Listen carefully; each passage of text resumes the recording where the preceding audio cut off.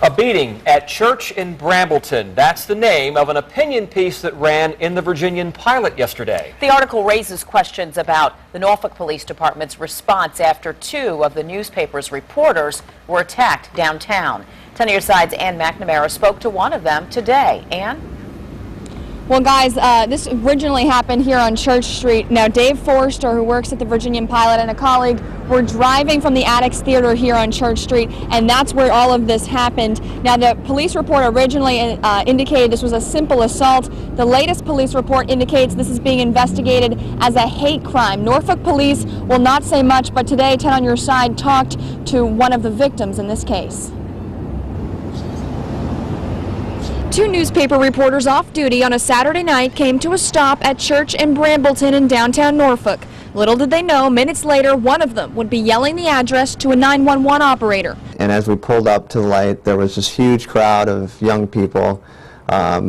You know, best guess is like 100, could have been more, maybe a little less, but it was just like a long line of people, like some big event had just gotten out. 31-year-old Dave Forrester was in his car with 26-year-old Marjan Rostami when someone from the crowd threw a rock at the window.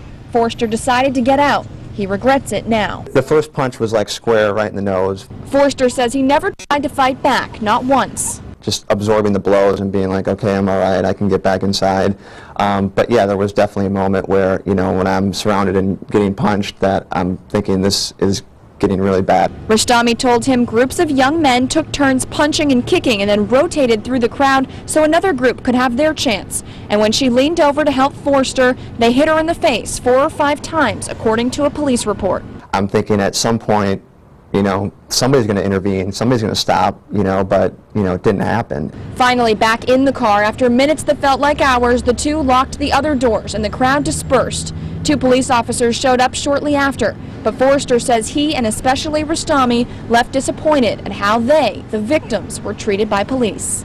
She was hysterical. She was trying to get her breath and everything, but, you know, at one point the officer did tell her to shut up and told her to get in the car. The two say the officer gave them a business card to file a police report, but did not interview any witnesses. And in an opinion piece, their peer writes, the officer said, quote, "They're probably juveniles anyway. What are we going to do? Find their parents and tell them?"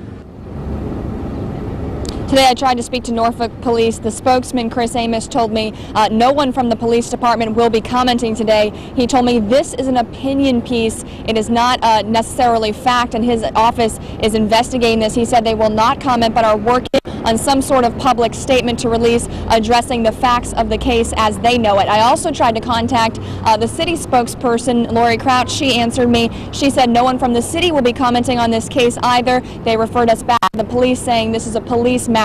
Now, coming up tonight at 6, a lot of you, especially on Facebook, have been asking us, why did the Pilot run it as an opinion piece and not on the front page? Why did it take so long? What was the thought process behind all of that? Tonight at 6, hear our interview with the editor of the Virginian Pilot. He'll explain all of that coming up at 6. For now, live in Norfolk, I'm Ann McNamara, 10 on your side.